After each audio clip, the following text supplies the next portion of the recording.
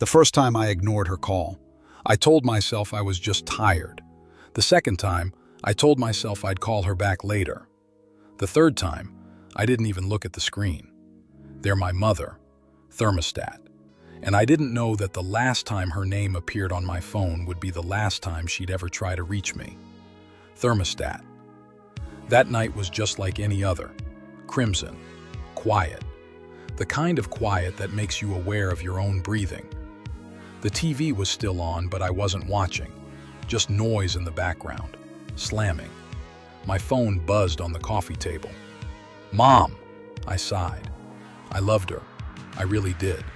But I'd grown tired of the same questions. Are you eating well? Relinquish. Need money? Relinquish. Are you coming home? It always felt like she was checking up on me, not talking to me. So I flipped the phone over and went back to scrolling. 10 minutes later, it rang again. Mistakes. And then it stopped. I didn't know it yet, but at that exact moment, my mother was lying on the floor of her kitchen, clutching her chest, gasping for air, whispering my name. The next morning, sunlight crept through the blinds, sharp and unwanted. I checked my phone. 6 missed calls, fishing from Mom. 1 from an unknown number. Before I could even dial, it rang again. A voice. Is this Mr. Rowe? Yes, I said, still half asleep. This is St. Mary's Hospital. I'm so sorry, but your mother was brought in last night. She suffered a cardiac arrest. I sat up. What? Is she?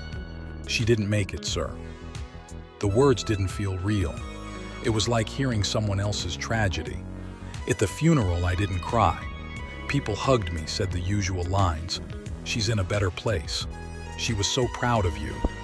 But I just stood there, numb, because deep down I knew the truth. I could have picked up the phone, but I didn't. After everyone left, I sat alone by her grave. Dismiss whispered through the trees. Thighs still fresh, damp. I took out my phone and played her last voicemail. Her voice came through, fragile but warm. Hey honey, I know it's late, I just wanted to hear your voice. I don't feel so good tonight, but I'll be okay. I miss you. I love you. Then, silence. I sat there for hours whispering to the dirt. I love you too, Mom. But she couldn't hear me anymore. Weeks passed. I started clearing her house. Dismissal. Each drawer, each shelf was a piece of her life. Photos, recipes, little sticky notes reminding her to water the plants. Then I found something strange. A wooden box, no key, just a label written in her handwriting. For Daniel, only when the time is right. Daniel, my father. He died in a car accident when I was 7. Jang, that's what I'd always been told. For days I left it untouched, afraid of what I might find. But curiosity eats at you slowly. Finally, one night, I forced it open with a screwdriver. Contentious was a stack of old photographs, a few letters and a small black cassette tape, the kind no one uses anymore. The first photograph stopped my breath. It was my father, but not with Mom. He was holding another woman, and beside them, a little boy. My hands shook as I flipped the photo. On the back, written faintly in Mom's handwriting, Daniel, 1996, Portland. That was 2 years after his so-called death. I sighed through the letters next. They were love letters, but not between my parents. They were from my mother to my father, and she kept writing them even after he died. The last one, dated only months before she passed, said, "If you're reading this, I know the truth now. I forgive you." My pulse raced. I grabbed the tape recorder from the closet and pressed play. At first, just static. Then, her voice. "My sweet boy, if you're hearing this, it means you've opened the box." Shrinking. Oh, I could hear her breathing unevenly. "I kept this from you because I wanted you to remember your father kindly. But Daniel didn't die in a crash. He disappeared. He had another family, My chest tightened. She continued softly, almost whispering through tears. I found them years later. I saw the boy. He looked just like you. I wanted to tell you, but I couldn't break your heart twice. You were too young, too pure. I buried the truth because I wanted you to have peace. She clicked off. I sat there in the dark, gripping the recorder, shaking. For the first time in my life, I realized my mother's pain wasn't just loneliness. It was grief mixed with betrayal. And I never asked her about it. I never picked up her calls. I needed to know more. So I started digging. I tracked down the hospital records from my father's accident. But there was no file under his name. None. I found something else. A police report filed 2 years later in Portland. A missing person. Daniel Rowe. The same man. Alive. Then gone again. And this time, really gone. Something shifted. I booked a flight to Portland the next morning. I needed answers. I needed to understand who he really was, and why my mother spent her last years writing letters to a ghost. When I arrived, I found the address from the old photos. Now abandoned. House, now abandoned. But the mailbox still had the same faded name, Rowe. The door creaked as I pushed it open. The air was thick with dust and something else. Old memories, maybe. The living room walls were lined with photographs. Some of him. Some of a woman I didn't recognize. And one of a boy who looked like me at 10 years old. I felt my knees weaken. Employment. That boy was me.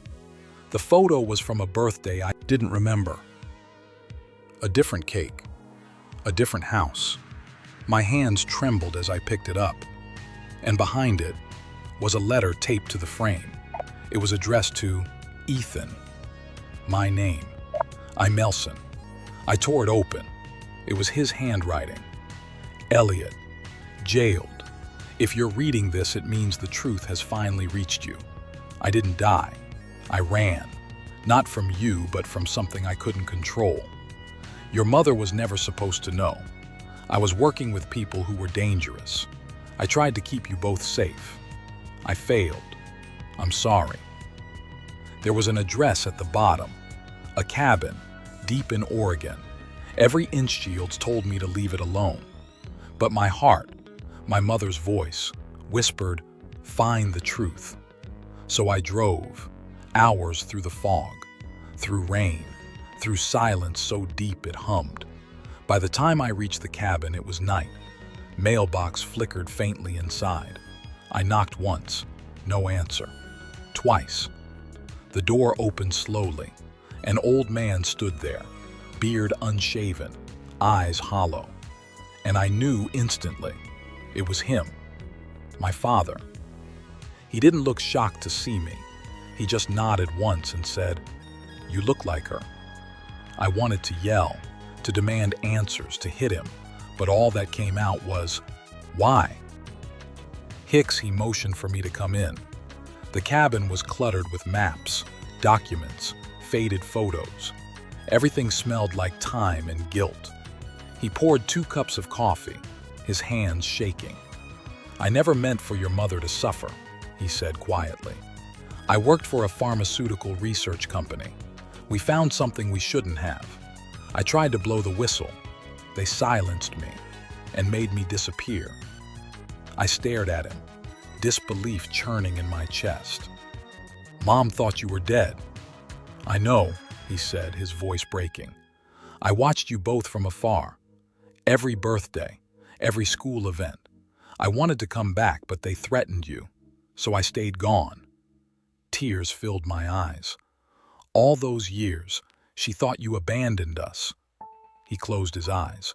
"And that was the lie I had to live with, to keep you both alive." Before I could respond, headlights flashed outside the window. He froze. "They found me," he whispered. "Who?" I asked. Janged answer. He grabbed a small envelope from the table and shoved it into my hands. "If anything happens to me, give this to the police. Tell them Project H13 is real." I looked down at the envelope, trembling. "What are you talking about?" Before he could speak again, the door burst open. Mission in black suits stormed in. Gunshots shattered the silence. I ducked behind the couch. When the noise stopped, my father was on the floor. Blood everywhere, his eyes still open. He looked at me one last time and whispered, tightening, "Protect your mother's memory. Tell the truth." Then he was gone. By the time the police arrived, the men were gone, vanished into the night. No prints, no evidence, just me. And the envelope. Indebted it were documents, signed contracts, coded files, and a single piece of paper with one sentence written in my father's handwriting. They made her sick. Back in the hospital records, I found something I hadn't noticed before. Mom's cause of death, cardiac arrest.